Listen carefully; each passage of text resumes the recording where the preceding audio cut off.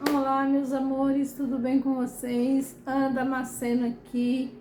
Mais uma semana abençoada, semana 36 de 52. Minha gente, já tá chegando já quase nas 52 semanas, não é, gente? E aqui estamos, e aqui estou para seguir com esses vídeos, foco na constância, não é? E essa semana o tema ele foi sobre os códigos da transformação. Gente, transformação, segundo a palavra de Deus, para mim, transformação tem muito a ver com a renovação. Porque o apóstolo Paulo nos diz que nós precisamos renovar a nossa mente. Então, a mente renovada gera a transformação. Porque não há transformação se não houver renovação da mente. Porque uma mente renovada é uma mente transformada. E o apóstolo Paulo ele foca muito nessa questão. E o próprio Senhor diz: renovai as vossas mentes, não é? Com a renovação da palavra de Deus. E como é, Ana, que eu consigo, como que nós podemos renovar a nossa mente? É com a palavra de Deus. Gente, não existe outra forma, não existe outro meio a não ser a palavra de Deus. A palavra de Deus diz que ela renova nossas mentes, ela renova o nosso coração. E uma mente renovada é um coração renovado. Uma mente transformada é um coração transformado, porque o nosso coração, ele é transformado através da nossa mentalidade. Vamos lá. Por exemplo, vamos imaginar que uma pessoa ela está vivendo algumas crenças ou ela está vivendo alguns vícios na vida dela. E quando eu falo de vícios, tá ligado a todo tipo de vícios, não é? E algumas crenças dessa mentalidade, na mente da pessoa, ela acredita que não existe mais chance para ela mudar.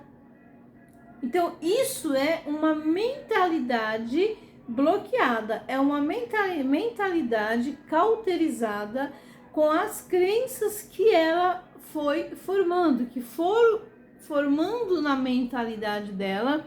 Ela cresceu com essas crenças, com essa mentalidade bloqueada, e ali ela não consegue entender que ela pode mudar. Quer ver um exemplo? Uma pessoa que sempre viveu uma vida de tristeza. Então ela tem tanta convicção errada de que ela não pode mais ser feliz, que ela acaba não sendo feliz. Eu vou dar um exemplo da minha vida.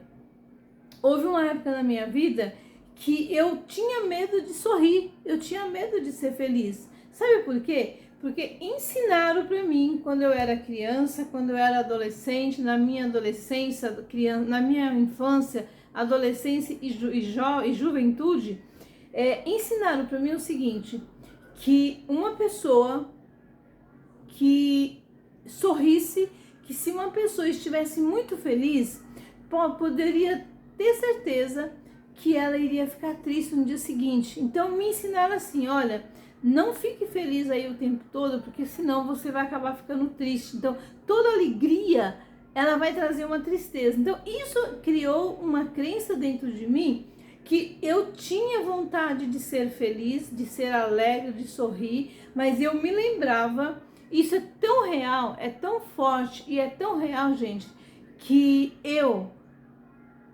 mesma, eu não ficava muito feliz, porque a crença de que se eu estivesse muito feliz, com certeza eu iria viver uma situação que iria me deixar muito infeliz. Então, o contrário da felicidade, dessa crença negativa, era que se eu ficasse muito feliz, eu iria sofrer uma situação que eu iria me deixar muito infeliz. Então, eu não tinha coragem, eu tinha medo de ficar feliz.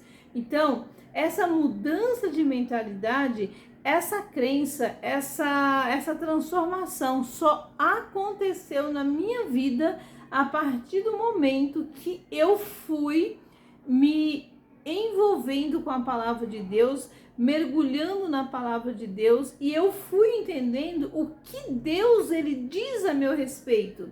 Então, quando eu fui buscando de Deus essa orientação, essas informações, a minha mente foi ampliando e eu fui tirando essas crenças erradas através da palavra de Deus. Eu fui colocando, eu fui alimentando a minha mente e o meu coração com a verdade absoluta de Deus. Então, essas crenças, essas mentalidades negativas começaram a ser removidas da minha mente, do meu coração. Então, eu tive a consciência de que aquilo que eu estava vivendo, na verdade, nada mais era do que uma mentira, uma crença mentirosa, uma crença limitante que me estava limitando os meus pensamentos, limitando a minha vida de viver uma vida como Deus realmente desenhou para mim. Então eu fui aprendendo isso no dia a dia e quando eu me dei conta, eu já tinha me libertado disso. Então, a minha mente ela foi transformando e eu vou te falar para você, não é de um dia para o outro que ocorre a transformação. Então eu aprendi que mudança ela é parcial, mas transformação ela é para sempre. A mudança eu posso mudar e voltar atrás naquilo que eu fiz, que aconteceu, mas a transformação ela é de uma maneira irrevogável, ela não volta atrás, ela não muda, ela não fica ali, ela não é algo inconstante. A transformação ela é uma transformação diária na nossa vida. Quando o Senhor transforma, Ele transforma por completo.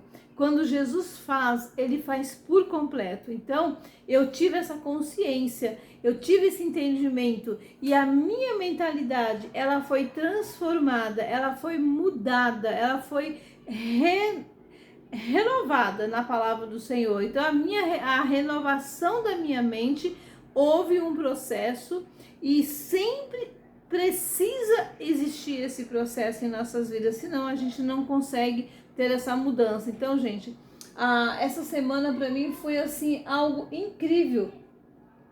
Foi algo incrível que aconteceu, porque não adianta eu só aprender, eu só pegar os conteúdos e comer, engordar ali naqueles conteúdos e não fazer nada com eles. Não, é necessário que eu pegue o aprendizado, eu transforme esse aprendizado em uma transformação da minha mentalidade, do meu pensamento, do meu coração, para que haja realmente esta transformação geral, essa transformação real que a gente sabe que que isso acontece, que é fato quando isso acontece. Uma pessoa, vamos dar um exemplo de uma pessoa que era completamente torta na vida e quando houve uma transformação, essa pessoa mudou radicalmente. Então, a transformação, ela é radicalmente, ela precisa ser muito radical dentro de nós. Então, é uma transformação radical que acontece.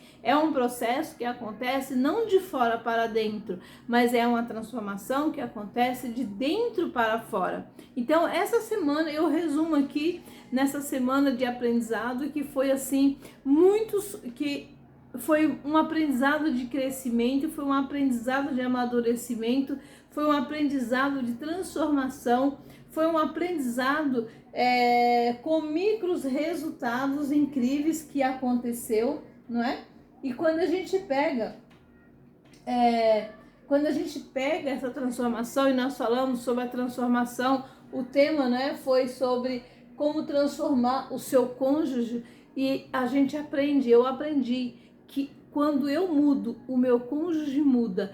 Quando eu mudo, a minha família 2 muda, a minha família 3 muda. Então, também aprendi muitas coisas e devemos sempre focar na gratidão. Eu sou grata pela essa semana mesmo, ontem, né, por exemplo, eu estava falando com o Senhor, eu comecei a ter um coração grato pela minha família que é o meu pai, a minha mãe, eu comecei a ser muito grata a Deus pela vida deles, por eles terem me concedido, e que na verdade, gente, tudo já foi, na verdade, tudo já estava planejado pelo nosso Pai Celestial.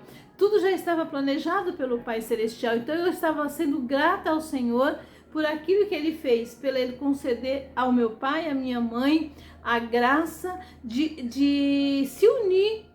Não importa a maneira que eles se uniram, mas o fato é que Deus havia me projetado e eu precisava vir para esta terra.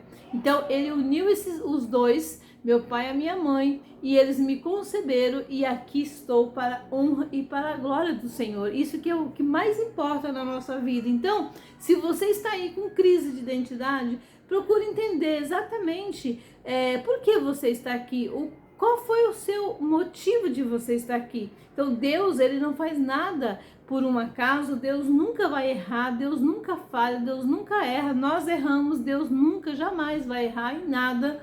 Então, lembre-se que você foi projetado por Deus e Ele precisou de um homem e de uma mulher para trazer você aqui nessa terra.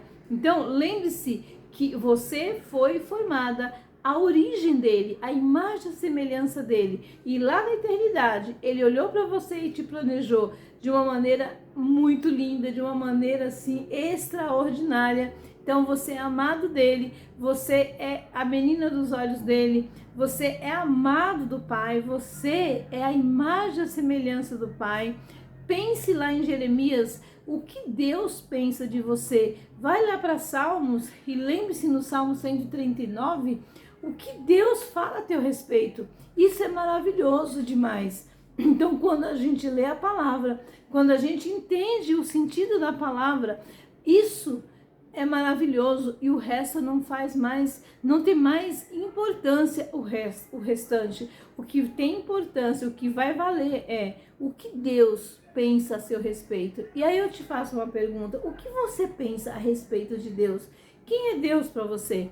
Ele é apenas um Deus distante ou ele é um pai amado, aquele pai que está presente em todas as coisas? Pense nisso, depois você comente lá no vídeo.